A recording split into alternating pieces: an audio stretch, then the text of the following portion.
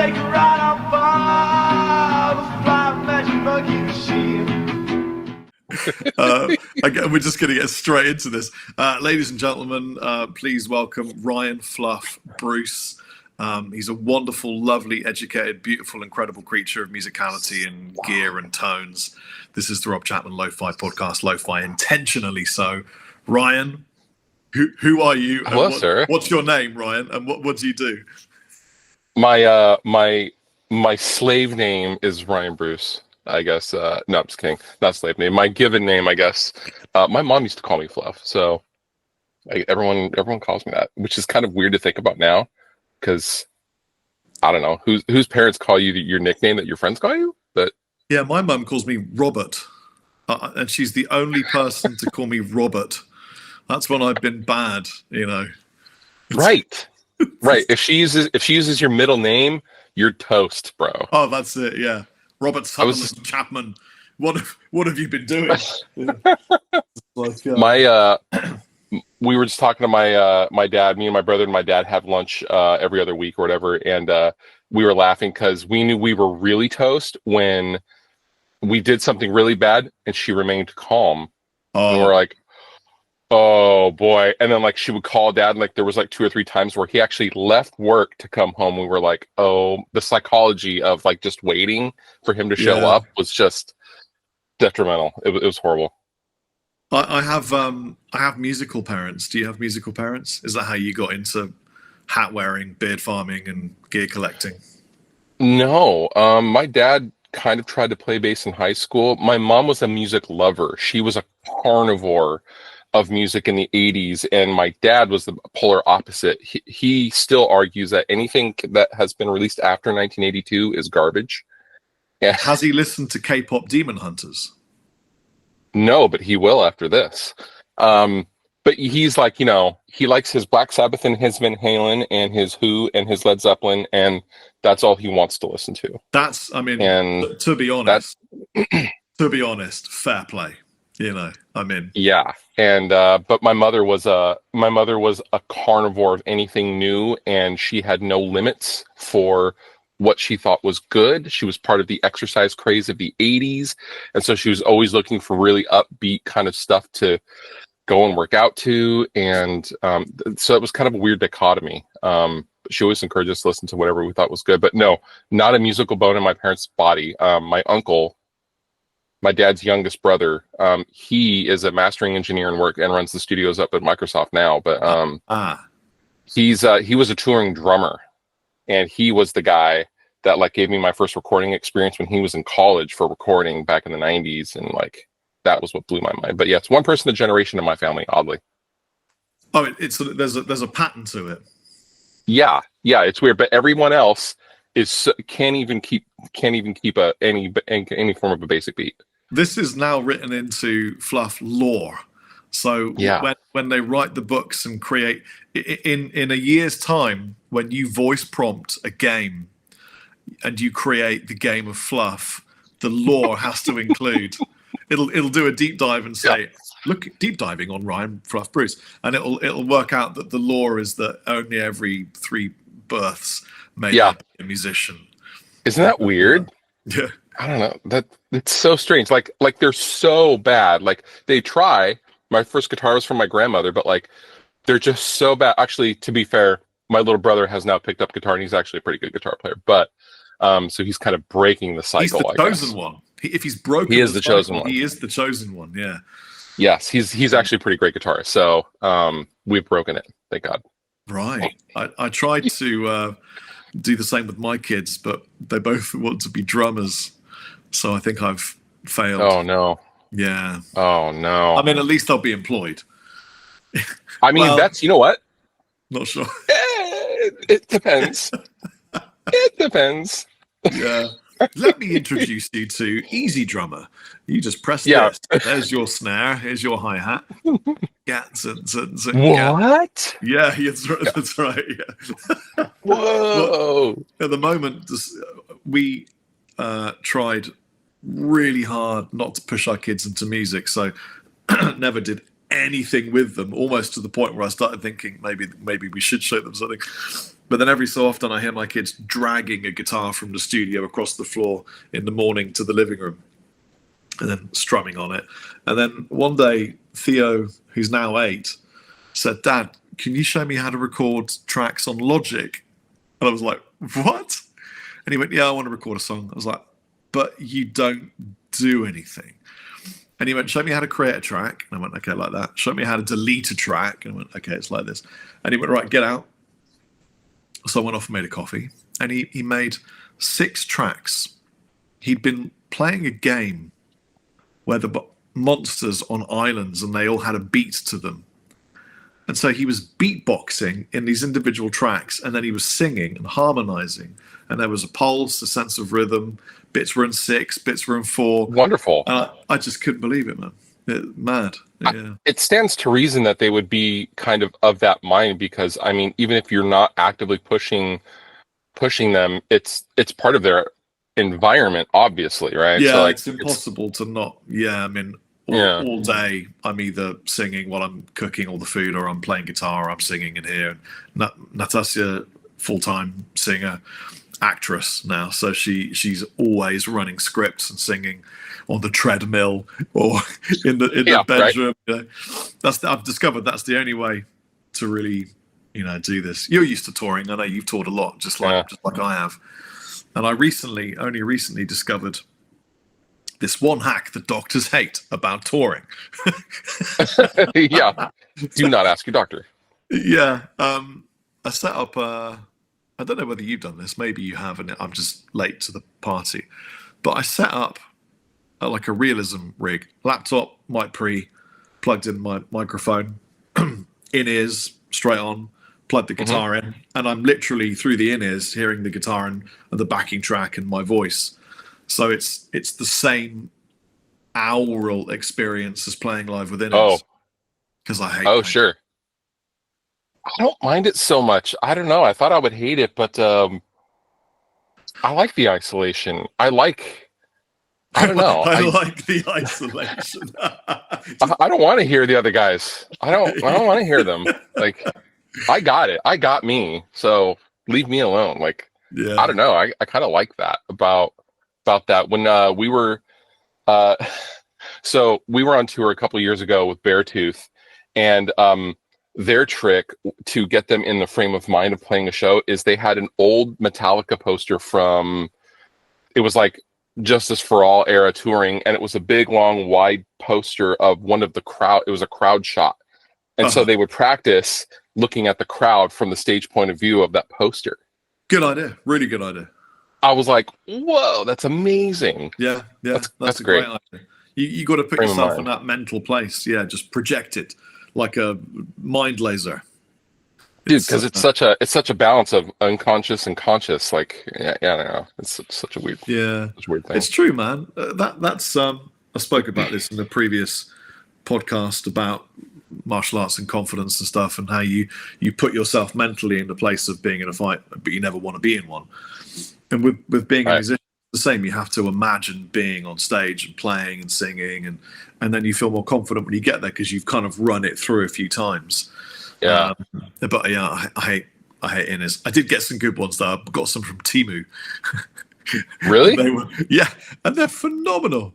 All of my friends here were like, I was like, look, I need to get some in-ears. They were like, okay, get these ones off Temu. I'm like, are you kidding me? They went, no. And they're all pro full-time musicians. They gig twice a day, every day. It's insane, the music scene here. And they all have these in-ears. I'm gonna show you. I have no affiliation whatsoever. I want to see them. Hold on a second. Yeah. Go find them. Okay. That's how a 50-year-old man sounds. If you're into that kind of scene. So it's just fucking regular old. No, wait. Let me show you how. I mean, they look cool. Yeah, and they have like 100 million drivers. Oh yeah, those are thick. And they fit really well. And they have little. I haven't even used any of this shit yet, but they've got like little dip switches. Oh wow! Yeah, so you can change frequencies, and they were like €30. I was like, what? Probably they'll connect to some AI god in China and take over my brain. Probably. While I'm on That's stage right. again. Well, I mean, that means that if they know the songs, then you're okay. Yeah. You know?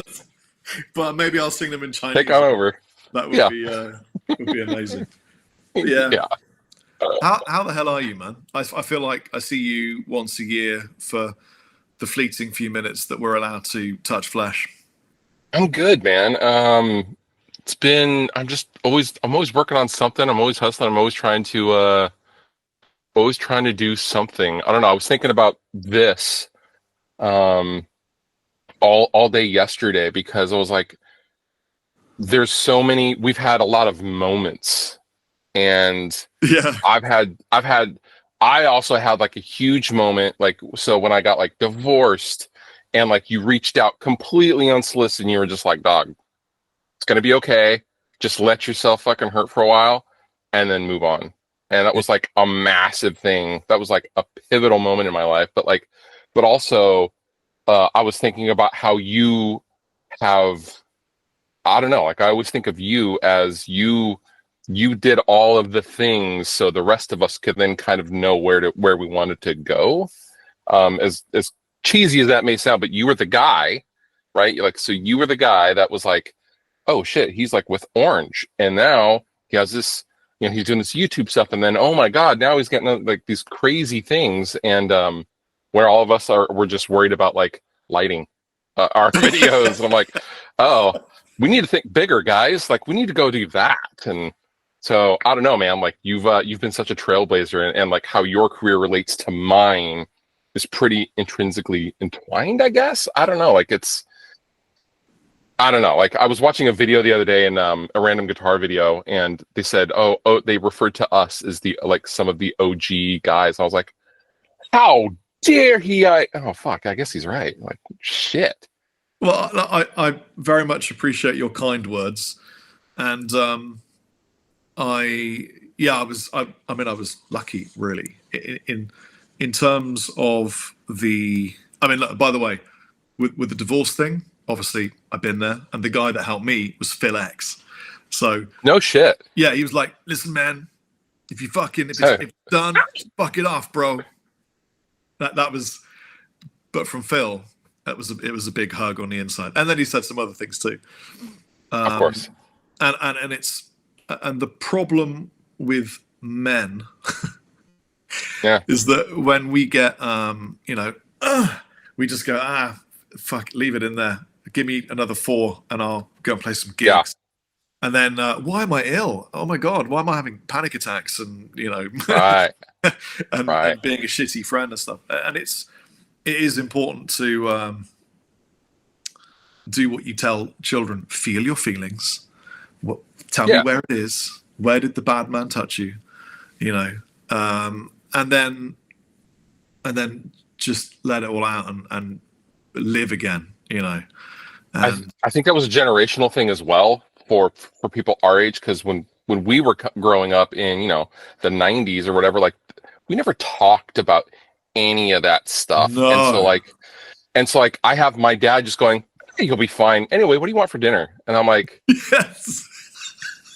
What the hell? Like, this isn't, I don't really want to. And so then I'm thinking of, like, as a parent of myself, like, okay, I don't want my daughter to just think that that's okay. So like, I've been spending, and she's 24 now, but she came up the opposite way, right? It's okay, let's go ahead and talk about how you're feeling, if you even want to talk. And like, so it's just a totally different frame of mind, I guess. But we were just told, shut up, who cares? Yeah, go watch Terminator, have a kebab, bro, right? Go for a walk. Go have a beer. Yeah, grab a smoke. You're gonna be fine. Oh, you're 12. Okay, fine. Go some. Oh yeah. Well, okay, no smoke, but don't tell anybody about the beer.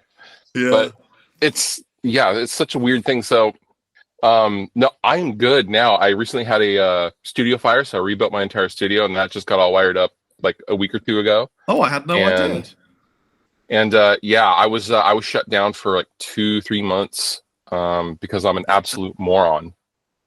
And there was a 9-volt arc on some used guitar strings in the garbage can. And Oh my Yeah. God. I think I wasn't there when it happened, but I actually was filming the Marshall modified Plexi video, and I went to take a leak, and I came back, and in the span of about 50 seconds, there were 6-foot flames leaping out of my walk-in closet. Wow. I got singed on my face, and like, yeah, it was a But really you're lucky intense. that didn't happen when you were asleep. 100% or gone. Yeah, that's mad. Well, I'm glad, and also you're in America, so your house is made of little tiny sticks. That's right. Yeah, that's right. everything here is effectively everything's made of sandstone. It's like giant sandcastles. I'm in a flat right here, and everything's just made of sandstone. So nothing. That's cool. Yeah, the furthest a fire would get is if you had any carpets. No one has carpets here. It's too hot, so we just have paving tile type stuff, and nothing really burns. It's. Do you have AC? Yeah. Oh, you do? Oh, okay. Yeah, right, cool. It would be crazy without AC. The old houses have really, really tall ceilings inside, so they sort of the air gets to flow through them. But everywhere, if it's not an old townhouse or an old building, it'll have AC because it gets up to the 40 degrees Celsius during this. I don't know what that is in American. I have no idea. Hot. It's like felt like Texas when I was there. Oof. But humid. Yeah. I just did a session in St. Louis, and it was 104 and 90% humidity, 104 Fahrenheit.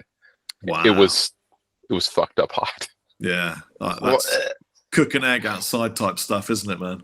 Yeah. And for real. We've been around the YouTube's circuit for a while now. I recently realized that it had been 15 years of Andertons for me, 2,500 videos, over 500 hours just on my channel, and then obviously the other channels that I've released. It's too much, and that's why you have given us so many pivotal moments of so your early with the stuff was really or with the Miku pedal or what?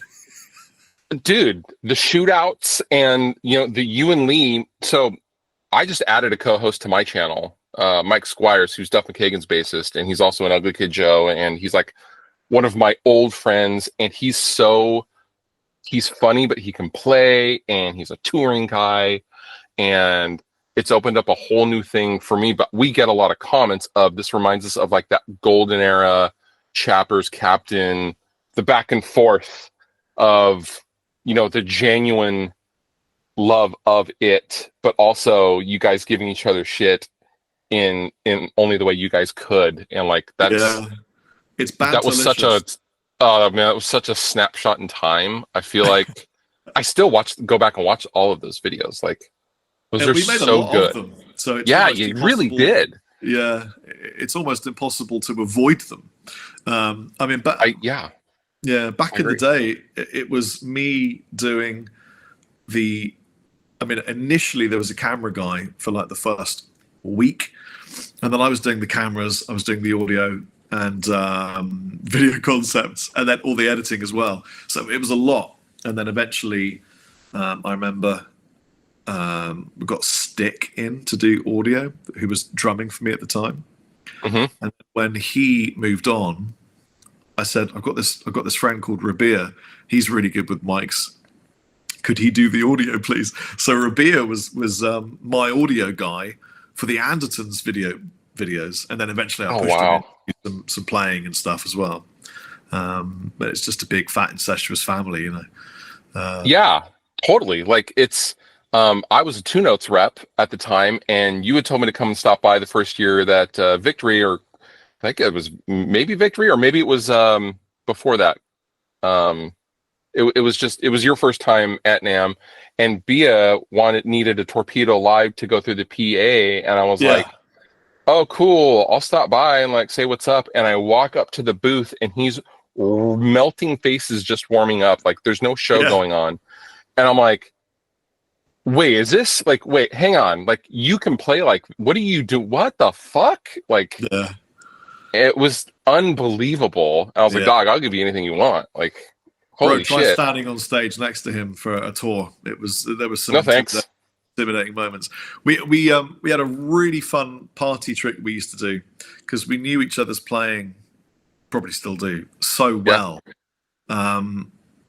Because a lot of the riffing that we would do in Dorje, we would duplicate 6 times, a D-sack clean, a crunch, and then a heavy gain with different amps. 3 one side me, 3 one side him. So we would all record these riffs again and again and again, get them perfect, and then synchronize. And then you just hear it as this fat truck, you know. And so we had this party trick where he would stand behind me, and he would be my right hand. So he would reach around with his right hand, and I would have my left hand, and we'd go 1, 2, 3, 4. And we'd play like a heavy riff, and I would just be using my left hand, and he would be doing the right hand thing. It was really fun because it sounded like one guitar player. Yeah, we used to do that on the clinic tours and things. It was. Oh my god! I mean, it was the most homoerotic thing you could ever, imagine. Hell yeah! Got me tremendously excited. Of course it did. That was good. It was good. Yeah. Yeah. What a moment in time. And it's interesting because now I have a nephew. My brother's little son. He's, I think, 9 now, and now he gets asked like, okay, well, what do you want to do when you grow up? And he says, well, I want to do what Uncle Ryan does. And I'm like, I guess that's the difference between old guys like us and the younger kids of like, this wasn't a thing. Like we were just kind of killing time. We had nothing else to do, or we just thought, hey, this is kind of cool. And it was never I want to do this for the rest of my life, because that's not what I want to do for the rest of my life. Yeah. But I mean, weird. When I fell out of MySpace and fell into YouTube, I didn't have any plans for any of it. I don't know about you, but I literally just I really enjoy making videos. Let's just make a load of videos. That was it. Yeah, I was on second. So I was on second shift. So I would work at 3 PM at Boeing, and I would get off at midnight. But my wife at the time worked a regular 9 to 5, so she would get up in the morning while I was still asleep, leave the house and go to work. And I would wake up and have the house all to myself, and I was just bored until it was time to go to work. So that's how it started for me. But then at some point, she sat me down and she was like, I think you should do something else with your time, because making videos for strangers seems like the dumbest thing ever. And I was like, I don't know, like, I see what you're saying, but like, it's fun. Like, I'm having fun. Like, it's an excuse to write something, and like, like, I don't know, it seems fun. It's a good killer of time, I guess. And yeah, I got 100 views on this video, like 100 views. Like, yeah. I don't know 100 people. Do you remember when YouTube had the little medal system, and it would show you that you were ranked a certain place within the other 50,000 people that were online or whatever? Yes. That was so fun. I wish they'd bring that back. It felt like when you got a gold, it was like, oh my God, I've got a gold. It was like this huge psychological driving force, I suppose. And there were no thumbnails. Like, you didn't have to worry about making thumbnails. No. You didn't have to worry. Like, there was none of that. Nope. No, it didn't exist. Yeah. But the thing is, I think, I was in bands, even signed before YouTube existed, doing session work and all sorts of stuff. And then I gave it all up to do YouTube, because I saw an opportunity to grow something that didn't really exist yet. And so I kicked it. I was in a band called the Black Hand. Yeah. We were recording at Abbey Road. We were with being produced Eddie Kramer, right? Well, Eddie Kramer and Nick Tauber, who did Def Leppard and Thin Lizzy. The industry was all over it, and we were like, oh my God, this is going to be really, really great. And then my YouTube was I had 5,000 subscribers. Bro, big numbers at that time. Well, yeah. When I met Lee, I had 10,000 subscribers, and he thought that was unbelievable. And I gave it all in and just did I focused on YouTube and just applied what Richard Branson had taught me when I was working at Virgin, and it seemed to work, but change is a hard ass, and it comes after you, and it's important to change. So how are you planning to adapt to the inevitable change that is coming towards us? I think it's changed several times now, and it's always changing. And as long as you're ready for it, I think we'll stick around. I think at this point, I mean, I'm 14 years into it, and I'm not that really worried about change significantly. However, if I was starting out today, I'd be fucked. Like, there's no way you can get above water now. It's just, there's the 1 percentile, and because we have also the luxury of time, you still also have to be good, right? So there's always room at the top for the best. However, if you want to stay there, you have to continue to change, evolve, grow, and never be afraid to just, like, again, I just added a co-host after 14 years. But it makes it fun for me. And now I have a dynamic that I never had before. And it's so much fun. It's fun like it was originally for me now. I feel like that could have been us if we lived in the same country. 100%, dude. Yeah, it would have worked. It's the sexual tension. You have to. Also that, like, hey, is this just a shoulder massage or is it more than that? I don't know. But you just, I don't know, man. I'm always trying to do more. I don't want to do, like, here. The world has never literally ever seen this before, but I have a pro audio company I started with a couple of people, and nice. The world does not know about that. Yeah, you can have that. Yeah. That's awesome, man. Yeah, but I'm trying to think of the bigger picture and kind of, I don't know, because this is a great platform for YouTube, not your podcast, although your podcast is a great platform. But YouTube is simply a video resume. That's all it is. And I've never looked at it as anything other than that. It's not a career. Like, that's not a real career. So you need to turn it into real world things, whether that's touring or producing bands. I'm mixing a lot. I actually have lots and lots of mix work and producer work. I just got back and I have to go down to California and LA again in just like 2 days.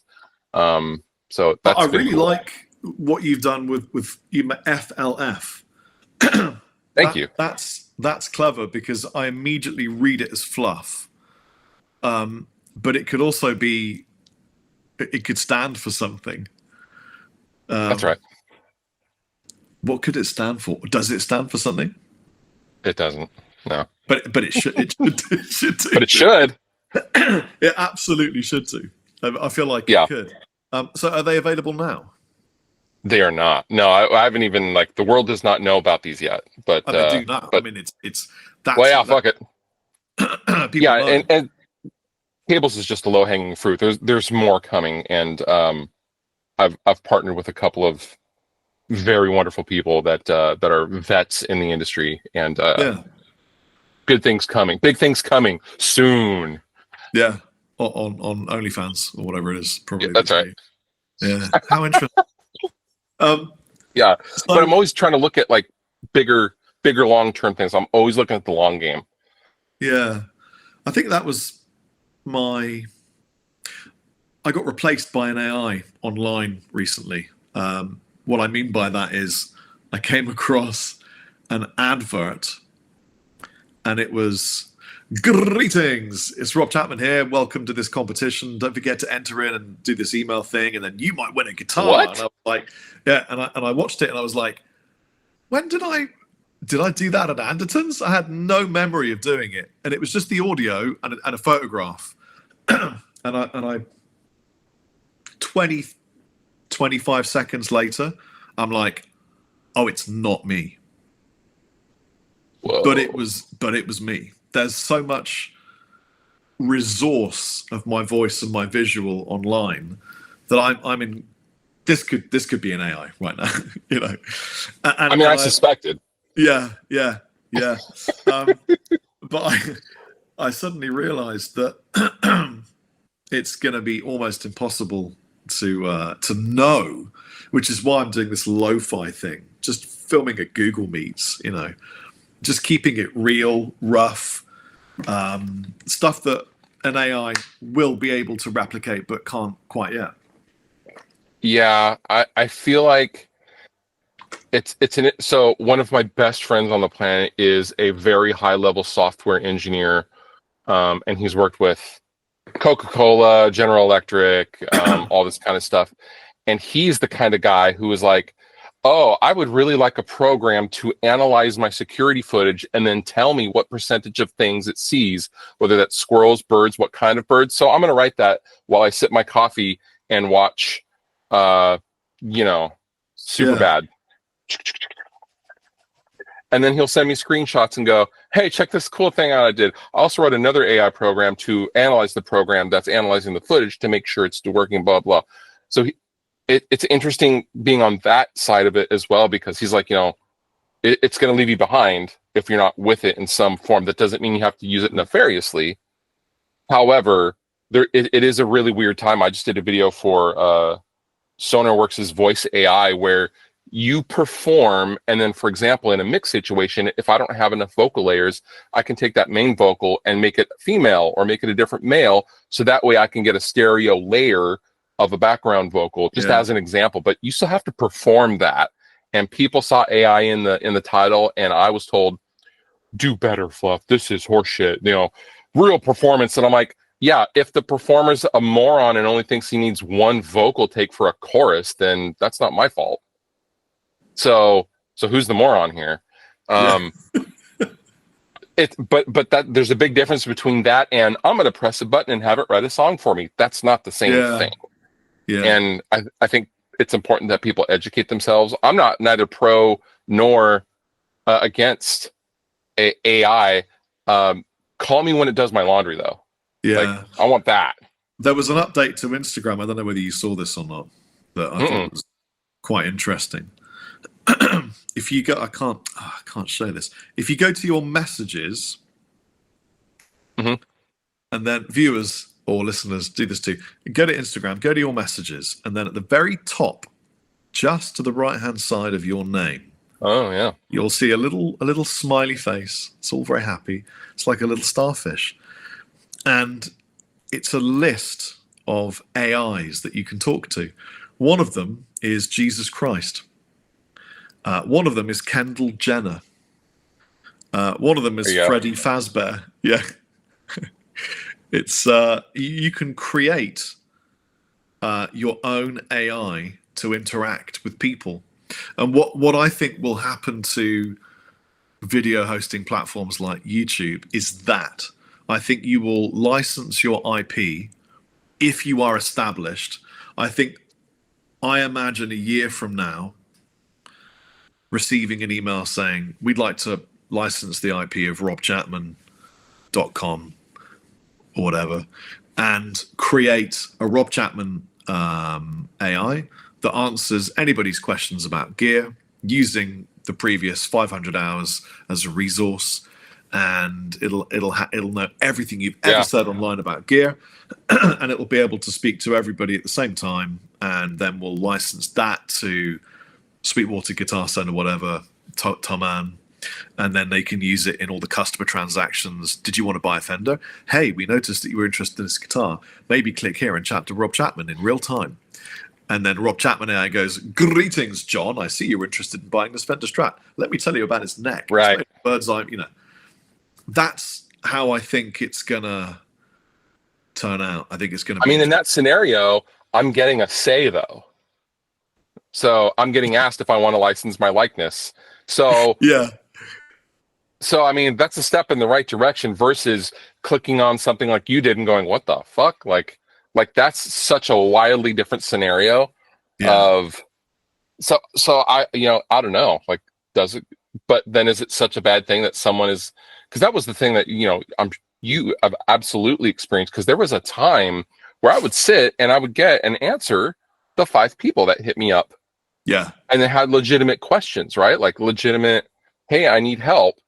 But then it gets to the point where like I can't possibly answer all of the inbox messages and questions I get. That was a depressing day for me. I really felt like I'd let people down. 8 years in. Yes. And I remember it was a morning, I'm drinking coffee, it was very normal, and I was like, I can't manage anymore. I can't do it. And then I felt like I'd let people down. But you have to let go at some point, you know. Yeah, I remember I always had notifications on, and I remember it was 5 or 6 years into it. If I have notifications on my phone, it's going to brick my phone. Like it's just on Instagram or something like that. And I was like, oh, like, hang on, like just a second here.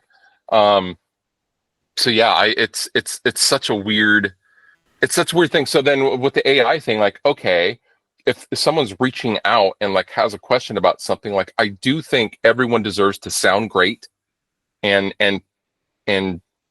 just have people go, hell yeah, he sounds killer. Like, because that was the literal reason why I started my channels, because this dickhead on YouTube was like, I don't want to divulge my secrets of how I made this pod HD sound good. And I was like, fuck you, man. Like, you know what? I am gonna get bigger than anyone else on here, and I'm gonna tell everyone how to sound good.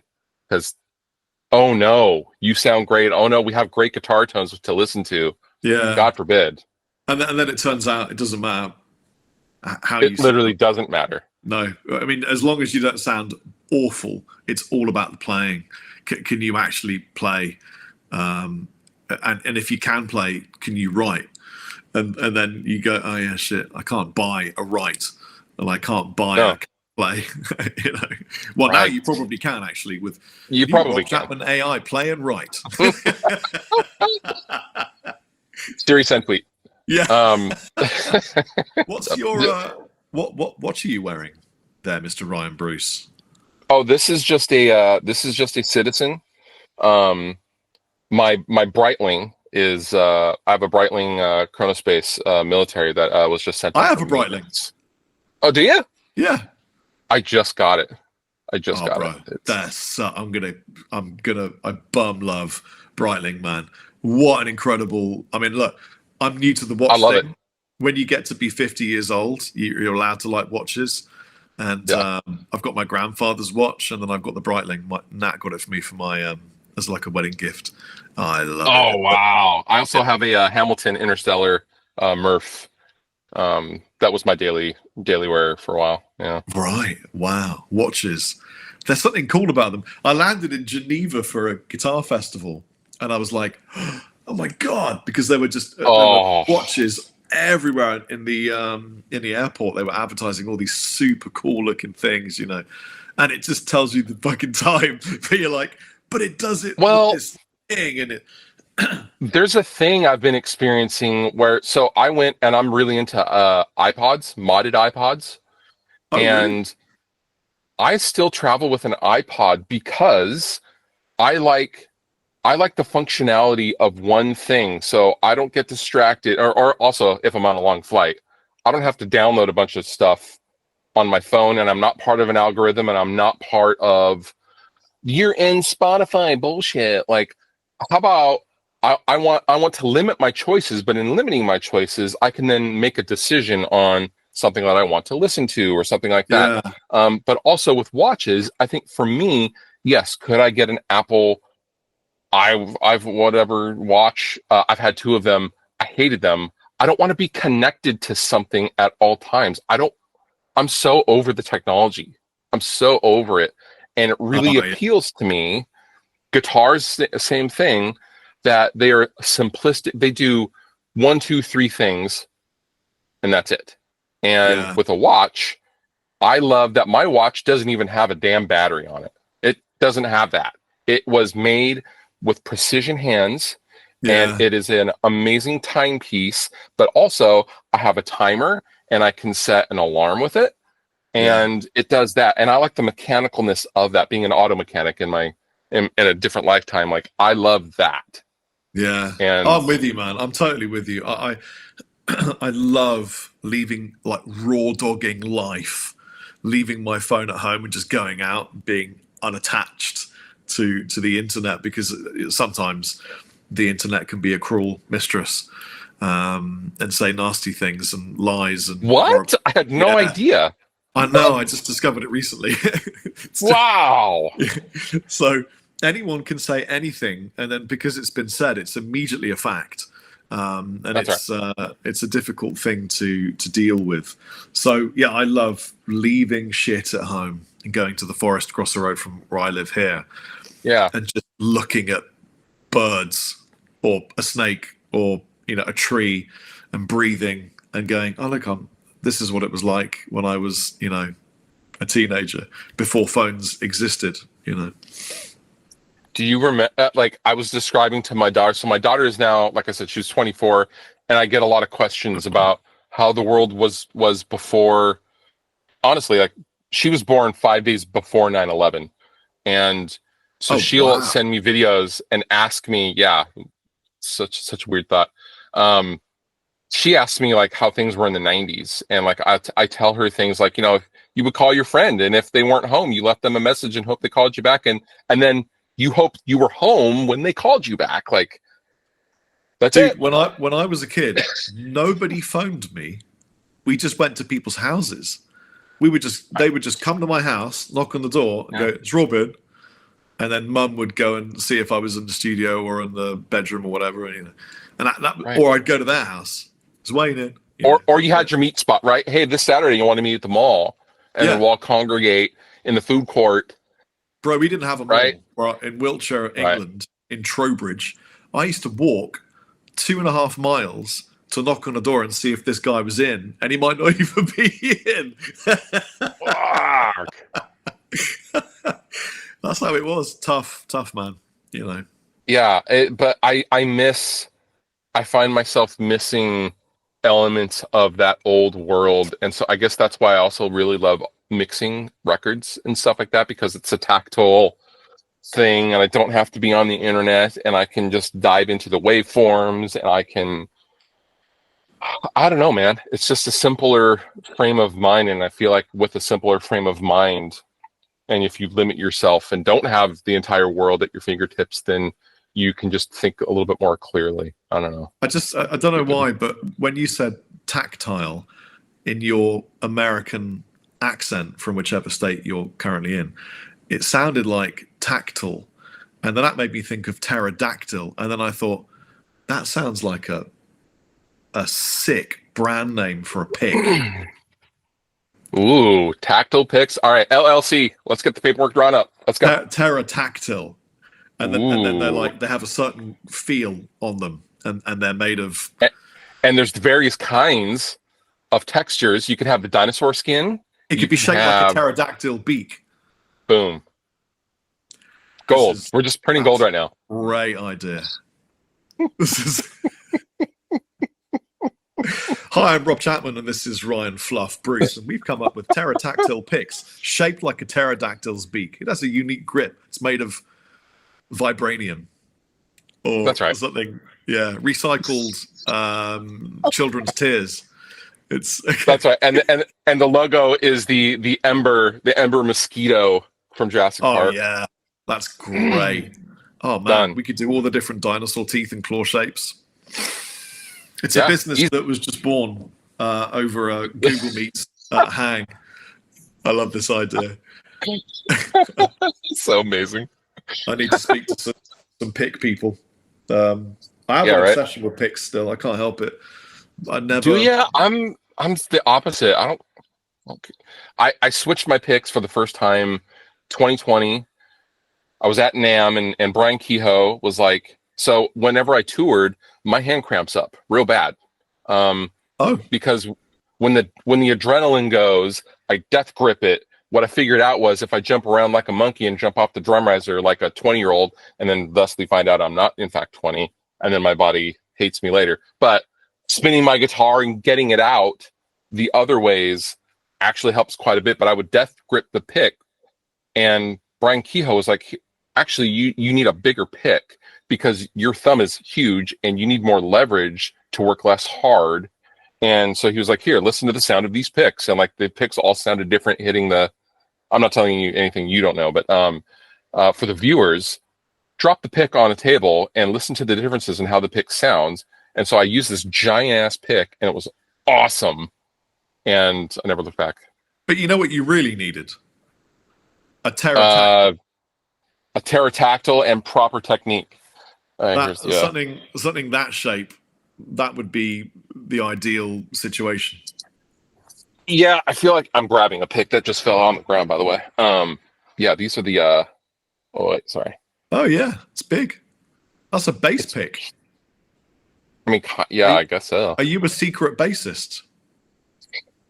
How dare you, for one. Don't ever make that. No.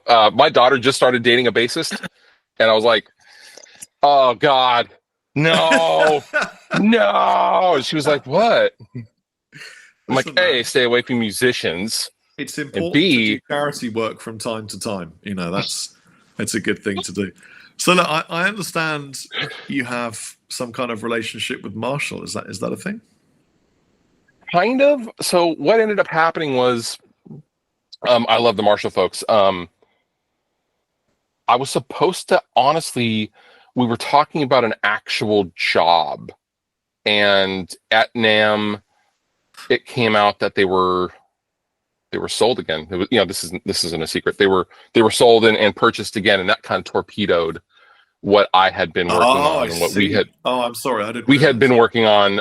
However, they still asked me to do lots of cool things with them, and I feel like I'm now have been accepted into the Marshall family, and there's a lot of cool things coming out. With Marshall stuff that I'm involved in, and like I got to help voice the modified series amplifiers, the 800 and the Plexi and stuff like that, which was awesome. And so they just basically just call me whenever they need anything, and we're homies, and it's awesome. Wow. Well, so since they were bought and then sold and then bought again, you went through something that I can now partially publicly talk about for the first time, which is that, and I don't know if I've ever told you this, but about 10 years ago, I worked with Marshall on a signature amp. Whoa. And it was a 5-watt head, and we did all the R&D, developed the amplifier, we launched it at Bletchley at the HQ in front of about 100 of my fans at the time. And then a week later, I was called in. They'd had a huge change of staff at the top, and they axed it along with a bunch of other product they were axing. And they had to, but we obviously had a big thick contract and product developed and everything. And they had to pay out of the contract. And I used that money to fund Monkey Fest, which is which was the first festival I ever organized, and the first time that Dorje ever played together. And we weren't even a band; they were just friends, I think, and we were hanging out. Styx was playing drums. I got Rabia in to play guitar, and it was the first time that we sort of played together properly. So it was really weird.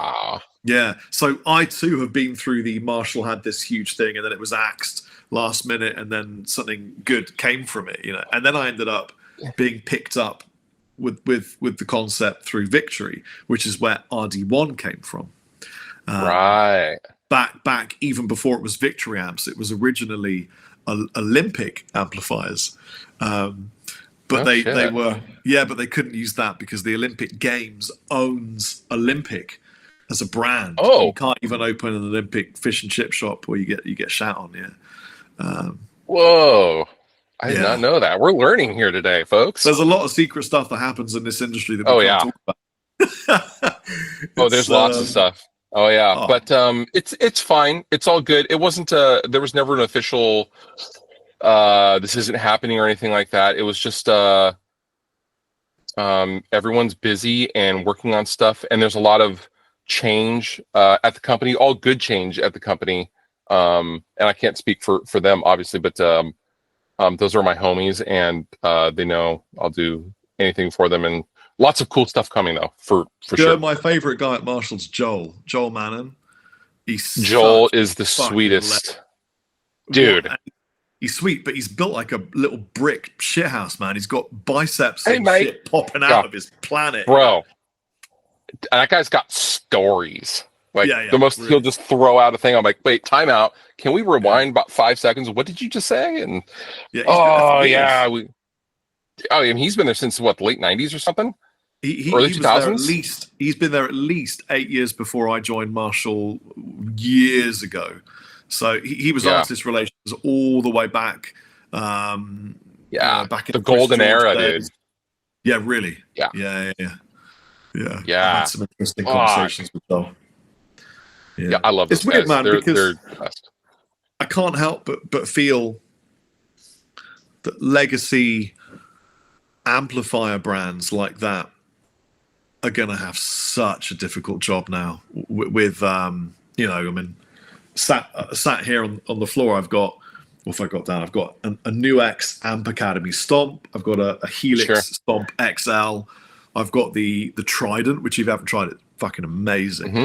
I've got the Lion, UA effects Lion. I've got, and all of it sounds great, and it weighs nothing, and I can fit it in a gig bag. And now Helix are doing this Helix state, which I haven't heard it. I want 4 of them. It's a product I want to own just as a consumer. I want to have one. And I think it's got to be difficult for these amp brands, these real valve tube guys making physical stuff. I mean, I know a little bit about that because I recently made an amp. I don't know what you think about that. It's a difficult space. It's an interesting story, especially with Marshall, when you just look at the prosumer, the consumer side of things, the headphones, the Bluetooth speakers, and all that stuff, which sound amazing. And that lifestyle brand is driven by the legacy that the big boy expensive tube amps built over the last 60 years. But if you don't have that component, then what is this? What is the new consumer part built on going forward, right? So they always kind of have to coexist, but there is always the, a company that big, it's difficult for any one opinion to shine, I guess. But zooming out, Fender, I think, has done a good job on capitalizing on where, they've effectively stayed in their lane more or less. However, with the, the Tone Master modeler and stuff like that, the one good thing about that is if a legacy brand like Fender is going to put out a modeler, that's going to, rising tides lift all boats, I guess. So that's good for the industry, for modelers. And I know the Neural DSP guys and the Line 6 guys were elated that product came out because that just added legitimacy to what they were doing. Yeah. But it does blow me away that amplifier companies aren't coming out with parallel products to maybe try before you buy with your amplifiers, such as officially branded amps and plugins of every model that you have physically. Give me the digital version. Make sure those versions are on the Line 6, the Quad Cortex. Partner with those companies, and then make them included, because when Rev did that with the Line 6, they actually saw amplifier sales go up. Because they were like, please don't change the name. You have our permission to call it the Rev generator in the Helix. Right? That shows a lot of strength. It shows a lot of strength in their belief of their brand. It's brands that fight and fight and fight, and you can't use this and you can't use that end up fighting themselves. We all know brands like that. Yes, we do. So, there are companies, like Marshall is very much aware of what they need to do, but it's just a bigger boat, so it takes longer to turn. Yeah, they are working on all of these things, but and I don't know what Fender or Hiwatt or Orange are doing, but they're going to get left in the dust if they don't if they don't get with the times, so to speak. But they all dipped their toes. I mean, Orange did the Orange computer. Marshall, I mean, I remember playing with Dave Mustaine. The JMP1, dude. Exactly. Yep, there you go. And then the JMD one, and then they had Marshall have made digi stuff that was good, you know. Yes. So they've all dipped their toes into the pond of digital stuff. I mean, in Rocktron, do you remember the Voodoo Valve?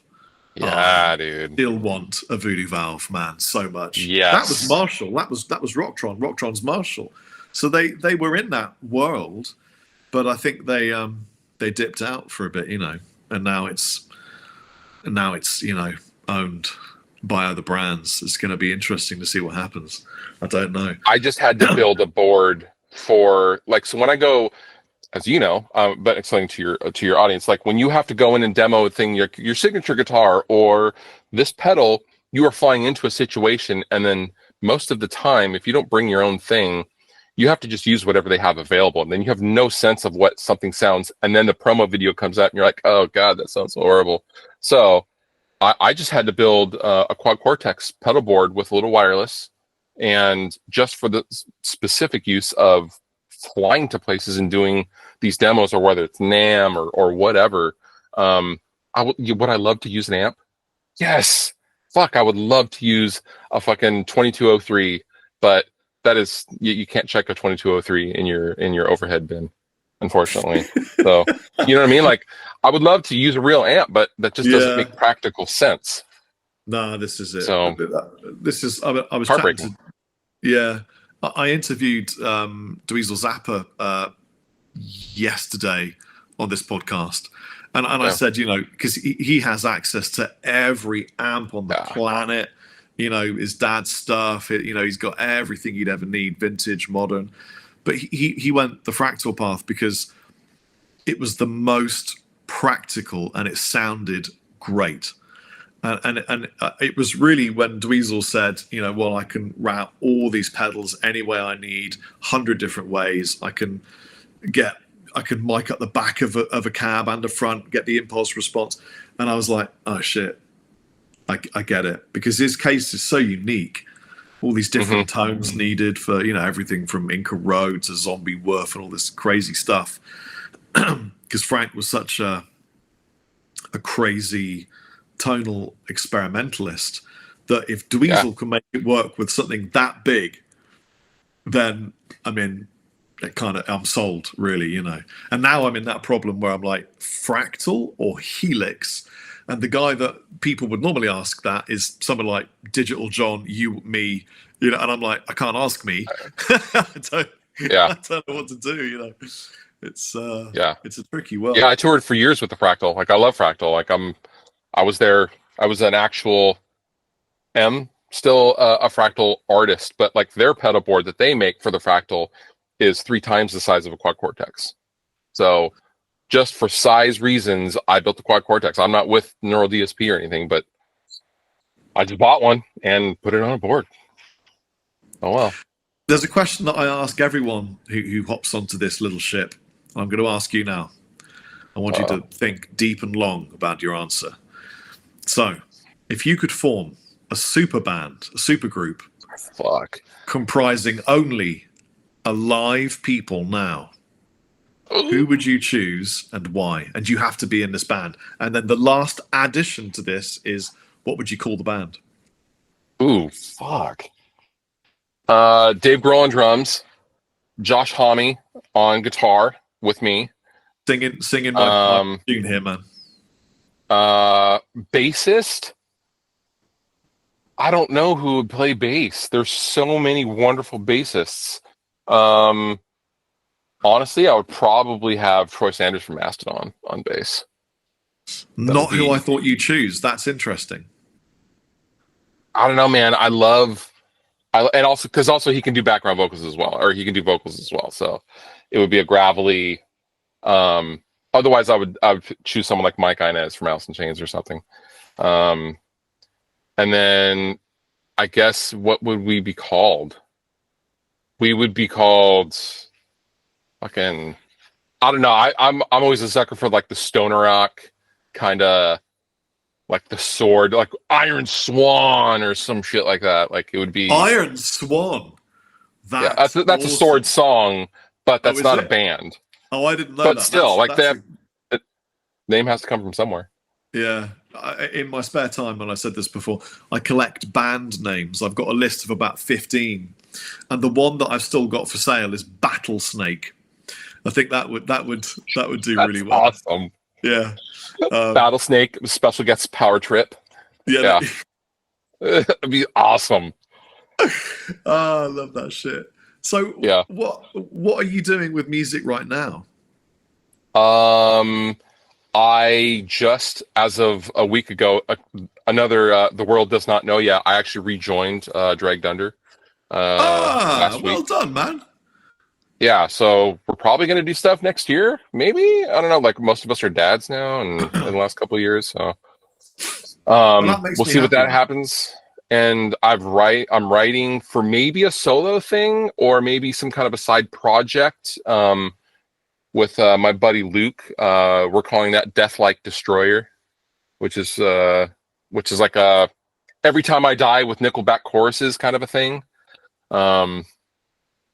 Riffy, but yeah, I don't know. It's so Luke does a band called Traders, which is mega super fucking heavy stuff. But like he also is E1, that kind of thing. Yeah, but he also plays country stuff, and so he's like a really killer musician, and he can kind of take our ideas and kind of shape them to how they needed to be shaped, and it's just a lot of fun. I don't know when that's going to come out, but yeah, well, that makes me happy because I've always been deeply soothed by your right hand, and not in that way, but in a rhythmical, or maybe that way. In a rhythmical.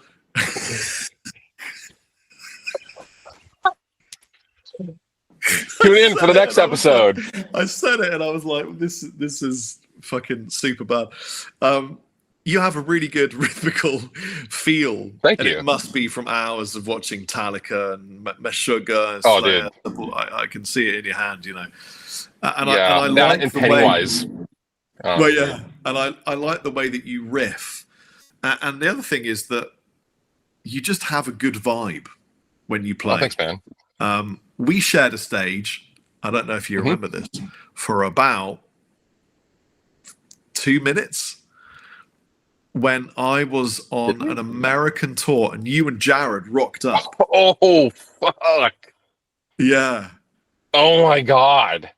A long Oh, my time God. ago. I forgot all about that. Yeah. We almost did a tour. Remember that?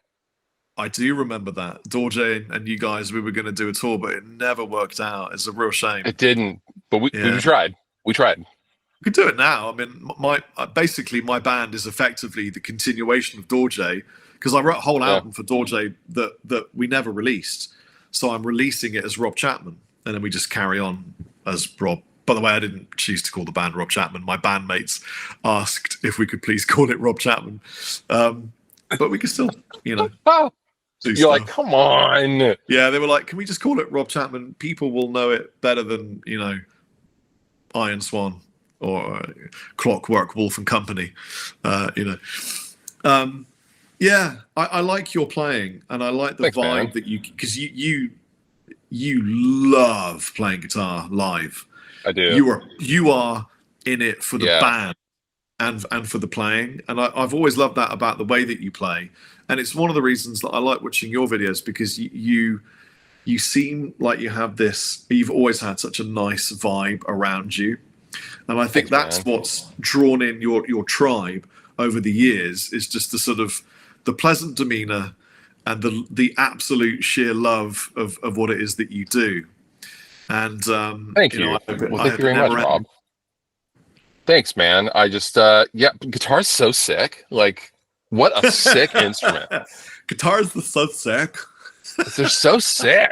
I love guitars are just rad. Yeah, I don't know. Yeah. I hope that in the future our robot offspring get the opportunity to feel, you know, the silky smooth touch of a rosewood neck. Yeah. Yeah. This is oiled. Yeah. Yeah.